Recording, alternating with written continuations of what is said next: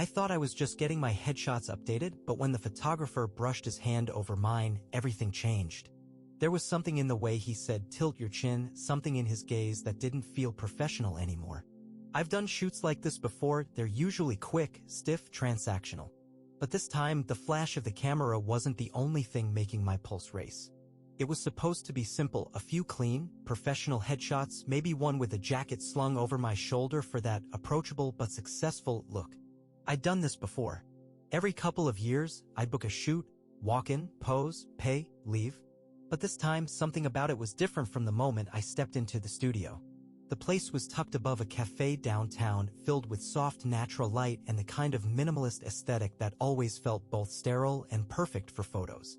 White walls, polished wooden floors, and plants in corners that I suspected had been placed more for symmetry than care.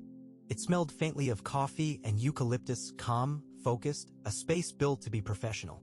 And then there was him. "Hey," he said, stepping out from behind a soft box light as I walked in. "You must be Noah."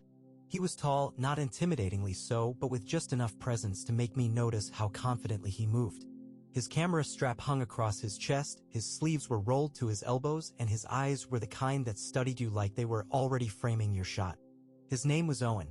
He was 28, I'd learned from his website, and one of the most sought-after personal brand photographers in the city. "That's me," I said, smiling as I shook his hand. "I appreciate you fitting me in." "No problem at all," he replied. "I like afternoon shoots.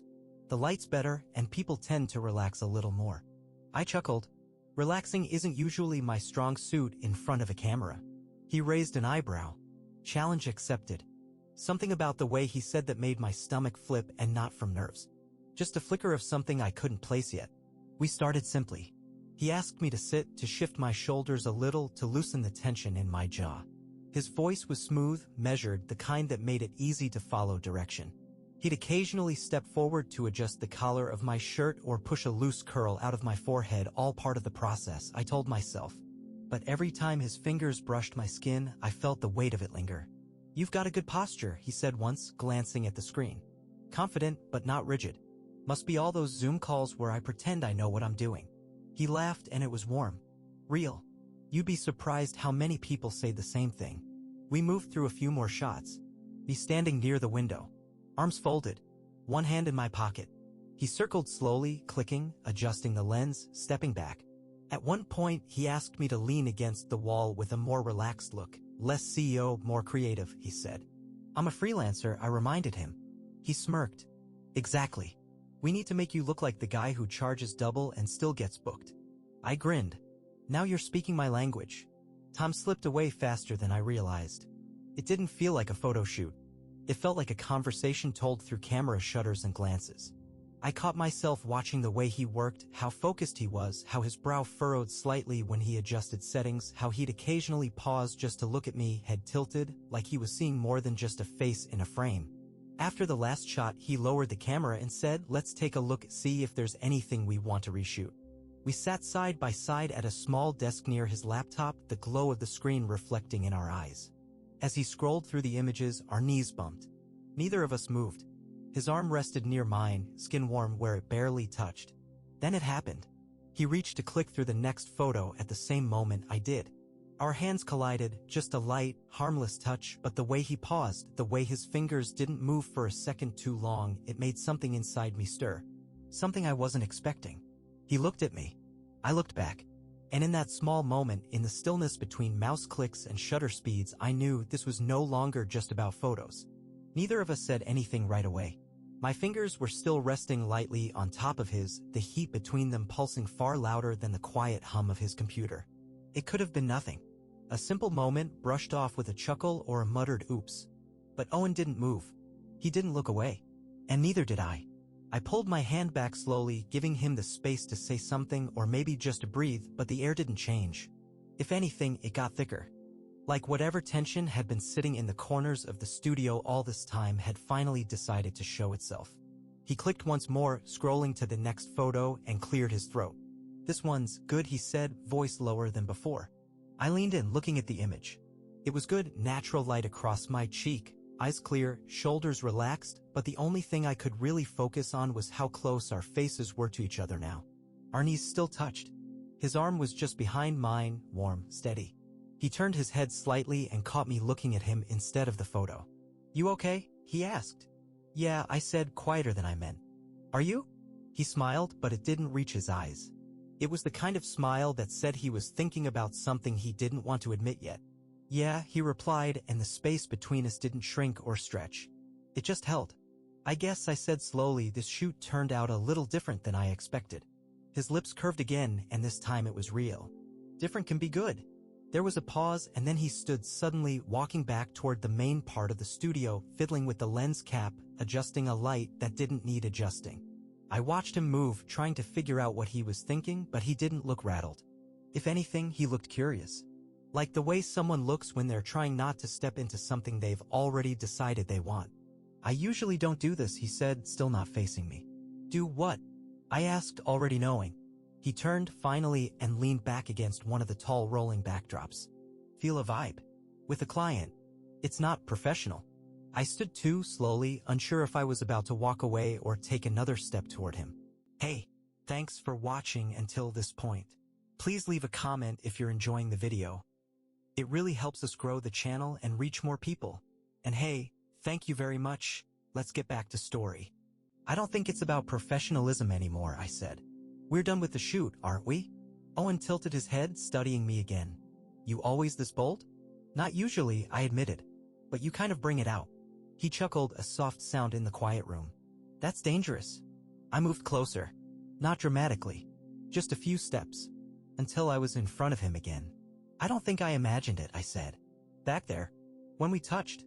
You didn't." He said it like a truth he'd been holding in.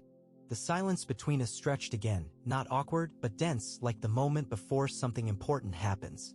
His eyes flicked to my mouth, just for a second, and then back to mine. "I'm gonna kiss you," I said.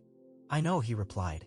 And when I did, it was like everything that had been simmering beneath the surface finally broke free. His hand came up to the side of my face, pulling me in deeper, his lips parting with mine like he'd been waiting all day. The kiss was warm, confident, steady, not rushed, not nervous. Just real. The kind of kiss that didn't ask for permission because it had already been given in 1,000 small glances and accidental brushes of skin. His fingers slid into my hair, my hands found his waist, and suddenly we were moving, not thinking, as he backed me toward the studio wall near the light stand. The kiss deepened, our chests pressed together, breaths falling into rhythm like we'd done this before, even though we hadn't. When we finally broke apart for air, our foreheads stayed close, noses brushing, both of us grinning without meaning to. "I guess we're officially off the clock," he whispered. I nodded. "Let's call it an after-hours edit." Owen's lips were still brushing mine when I felt him exhale, like even he couldn't quite believe we were standing in the middle of his studio doing this. His hand stayed on my waist, thumb moving in small, slow circles over the fabric of my shirt.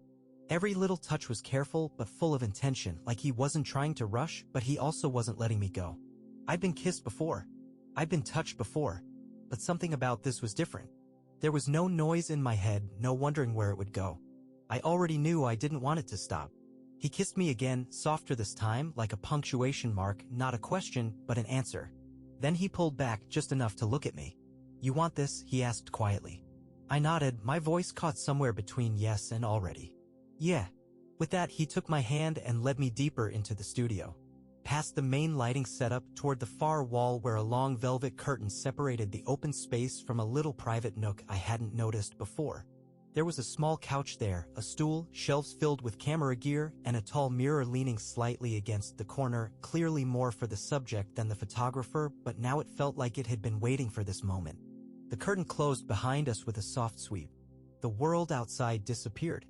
We stood there for a second in the filtered light, shadows dancing along the floor from the last of the afternoon sun spilling through the window. Owen stepped closer again, his fingers brushing down my arm until they found my hand, lacing our fingers together like it was something he'd done before. His other hand moved to my chest, resting there, not to explore, but to feel. To be close. I reached up and touched his jaw, traced my thumb along the edge of his beard. He leaned into my hand like it grounded him, his eyes fluttering for a second as he leaned forward and kissed me again. This time it was slower. Warmer. More deliberate. I felt his hands move beneath the hem of my shirt, sliding upward, palms flat, learning every inch like a map he didn't want to forget. I shivered under his touch, not from cold, but from how good it felt to be seen this way. To be touched not like an object, not like a model in front of a lens, but like a man. Like someone he wanted. My hands mirrored his. I pulled at the soft cotton of his shirt, lifting it slowly, and he let me. It fell to the floor behind us, forgotten, and I let my fingers move over the curve of his back, the line of his shoulders, the warm strength that had been hidden under his quiet, confident exterior. His breath hitched when I kissed just below his ear, and that sound alone nearly undid me. God, he whispered, his voice rough. You're... He didn't finish the sentence. He didn't have to. I pushed him gently back onto the small couch and he let himself fall, legs parting just slightly as he looked up at me like I'd become something he never expected to want this badly. I climbed onto his lap, straddling him, my hands pressed flat to his chest. Our mouths met again, more frantic now, more hungry. His fingers gripped my waist, pulling me tighter against him as our hips shifted, the friction making my breath stutter. We moved together like we'd done it before. Like something inside us had already written the steps. Kisses trailed lower. Hands slid beneath waistbands. There were no lights flashing, no camera shutter clicks. Just the sound of breath and the rustle of clothes and the softest sighs as we gave in completely, losing track of where one of us ended and the other began. It was heat. It was tension. It was intimacy. And it all happened in a space meant for portraits and posture, now turned into something far more private. When it slowed, when the kiss broke and the moment passed, we didn't move right away. I stayed on his lap, my head resting against his shoulder, both of us catching our breath. He laughed softly, the sound rumbling through his chest. That's definitely not going in the client review notes. I smiled into his neck. No, but I might leave you a 5-star rating anyway. He tilted his head, kissed the side of my face. Can't wait to read it. We stayed there for a while, tangled on that small couch, the light in the studio dimming slowly as late afternoon started to slide into evening. The warmth between us hadn't faded, but it had settled from the fire of want into something quieter, more curious, more real. Eventually, Owen shifted beneath me, brushing his fingers through my hair as I leaned back against his chest. I should probably get you some water, he said, his voice low, almost lazy. Only if you're bringing one for yourself. He kissed the top of my shoulder, then eased out from under me and stood, his body silhouetted against the fading window light. I watched him walk across the studio to a mini-fridge tucked behind one of the light stands. He handed me a cold bottle, then cracked one open for himself. I sat up, legs stretched across the couch, shirt half-buttoned, hair a mess. He looked at me like I was still in front of his lens. Don't tell me you're mentally framing another shot, I teased. Owen grinned and leaned against the edge of the desk. I mean, the lighting's perfect. The subject's kind of impossible not to look at. I shook my head, trying not to blush. You really know how to flirt now that the camera is off. I've had practice today. We both laughed, but the air between us hadn't lost its spark. It had just softened, become something deeper. After a few sips of water, he walked over to his computer and booted up Lightroom. Want to actually see the shots? The real ones before we got distracted. I joined him at the desk again, this time sitting close enough that our arms touched from shoulder to elbow. He began scrolling through the images, tweaking exposure, straightening a few shots, and talking through his process in that calm, focused tone that somehow turned me on more now than ever. But something about looking at myself in those pictures, especially knowing what had happened just moments after some of them were taken, felt surreal. In one of them I was leaning against the window, looking directly at the lens, my mouth relaxed and eyes soft. I didn't remember posing like that. I just remembered him watching me. That one, he said, tapping the trackpad. That's my favorite. I looked at it again and then at him. Why? Because you're not trying. That's the real you. That's the guy I wanted to kiss. For a second, I forgot how to breathe. My hand reached for his without thinking, and he didn't flinch. He just turned it over and laced our fingers together, his thumb running gently across the side of mine. I leaned my head on his shoulder. I wasn't expecting any of this, I admitted. Me either, he said. But you walked in and something just changed. We sat there quietly as the light in the studio continued to dim, the room lit now only by the soft glow of the monitor. Outside the window, the city was starting to turn gold. Inside, it was just the two of us, fingers intertwined, legs brushing under the desk, hearts still figuring out what to do with everything that had just happened. Eventually, Owen closed the editing program and turned toward me. You free tonight? I looked up. You mean, like dinner? Yeah, he said. Or something simple. Takeout. Netflix. I want more time with you. I nodded slowly. I want that too. And that was the moment it stopped being about a shoot or even just a spark. It became something with possibility. Owen locked the studio behind us, the final click of the door echoing in the narrow stairwell as we descended toward the street. The evening air had cooled, brushing against our skin with just enough bite to make the warmth between us feel more precious. We didn't hold hands, not yet, but our shoulders bumped more often than they needed to. Neither of us pulled away. We ended up at a tiny noodle shop 2 blocks over. He ordered us both bowls of spicy ramen with a casual confidence that made me smile, and we carried the bags back to his place, a loft a few minutes from the studio. All exposed brick and half-unpacked bookshelves and a couch that looked like it had seen both wild nights and quiet Sundays. We ate with our legs curled toward each other, slurping noodles, trading bites, joking about how the chili oil would ruin our stomachs but be worth it anyway. It wasn't glamorous, but it was easy. And more than that, it felt like the kind of night you remember not because of what happened, but because of how it made you feel. After we finished eating, Owen dimmed the lights and put on something forgettable in the background, a show neither of us planned to watch. We ended up on the couch, closer this time, my arm draped over the back, his hand absent-mindedly resting on my thigh as we talked about everything and nothing. He told me how photography had started as a side hustle, how he used to take pictures of skate parks and concerts and then slowly found himself drawn to portraits. There's something about catching a real moment in someone's face, he said. Like, they don't even know they're being seen that way, but you get to show it to them. I listened, completely taken in by the way he spoke. Passion always looked good on people, but on Owen, it was magnetic. I told him about freelancing, the unpredictability of it, the freedom, the loneliness sometimes. And he listened, really listened, nodding in the right places, asking thoughtful questions. It didn't feel like first date conversation. It felt like something steadier. After a while, we stopped talking. The silence was full, but not heavy. His fingers slid over my thigh gently, like he was still trying to memorize the shape of me. I leaned in, our foreheads brushing, then our lips. The kiss started slow, more like a promise than a question. But it deepened quickly, his hand moving to the back of my neck, mine sliding under his hoodie, resting against the warm skin of his waist. We sank into the couch together, bodies molding naturally, breath sinking again like it had in the studio earlier that day. But now it wasn't just hunger. Now it was comfort. Now it was curiosity layered with intention. He kissed me like we had time, like he wasn't just chasing the heat of the moment, but the sweetness inside it. And I met him there, our hands moving in slow exploration, fingertips dragging across ribs and shoulders, learning each other in soft increments. At one point, he whispered against my lips, "I don't know what this is yet, but I want to find out." I nodded, pressing my forehead to his. Me too. We didn't sleep together that night, not fully. We just fell asleep in each other's arms, shoes kicked off, jackets forgotten on the floor, the empty takeout bags stacked neatly on the table like remnants of something simple and perfect. When I woke up just after midnight, he was still holding me, one arm wrapped firmly around my chest, his face buried against my neck. I smiled, eyes barely open, and realized something that made my heart skip. I didn't feel like I'd just started something exciting. I felt like I'd landed somewhere I didn't even know I'd been searching for. The soft buzz of Owen's alarm stirred us just past sunrise, vibrating quietly against the coffee table where his phone had landed sometime during the night. He groaned softly into my shoulder, his breath warm on my neck, then reached over and silenced it with one slow swipe. Neither of us moved right away. It wasn't awkward. It wasn't even surprising. It just felt right.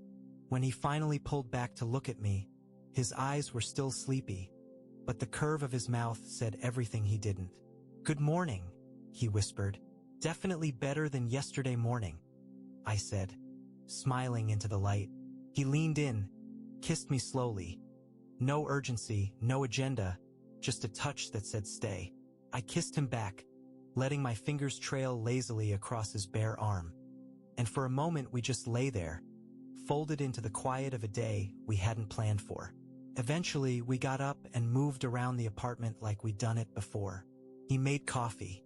I found my shirt half under the couch and laughed as I pulled it over my head. We took turns in the bathroom, brushed our teeth with the same toothpaste. Everything felt effortless, like whatever we had started wasn't going to burn out after one night. While he packed a small camera bag, I wandered over to the big window by the dining table and looked out at the city waking up. The world was moving again. Cars, buses, people heading to work, but I felt completely outside of it, like time had paused just long enough for us to find each other. "I've got a shoot later today," Owen said, walking up behind me. "But I'm free tonight." I turned to him, hands still warm from the coffee mug I held. "You want to see me again?" He stepped closer, resting his hand on my waist. "I kind of don't want this to stop." "Neither did I. I'm staying downtown for the week," I told him. "We've got time." He nodded. "Let's make the most of it." And we did.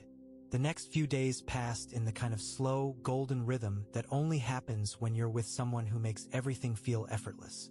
We met after work. We tried a new restaurant. He showed me his favorite alley for natural light portraits. I brought him coffee before a morning client. We didn't define it. We didn't rush it. We just felt it. And somewhere in those quiet hours, in between kisses and lingering eye contact and the way his hand always found mine when we crossed the street, something clicked. It wasn't about being swept off my feet. It was about being seen in stillness, in movement, in the in-between moments that usually go unnoticed. The last evening before I left town, we stood in his studio again, the place where it all started. He had left the lights low, just like that first day, and his camera sat idle on the table. I reached for his hand and squeezed it gently. "I came here for new photos," I said, smiling. Owen stepped closer, brushing his lips against mine. "And you left with a new story."